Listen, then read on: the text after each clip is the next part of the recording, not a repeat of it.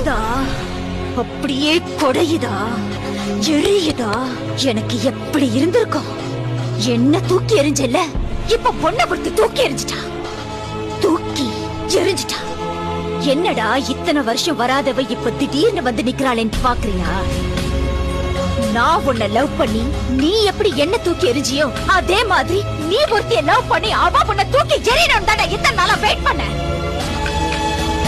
நான் தான் உன் காதல பிரிக்கணும்னு நினைச்சேன். ஆனா அவளே உன்னை சின்ன பையன் சொல்லி வேணாண்டா. ஆக்சுவலி அவளுக்கு தான் நான் தேங்க்ஸ் சொல்லணும்.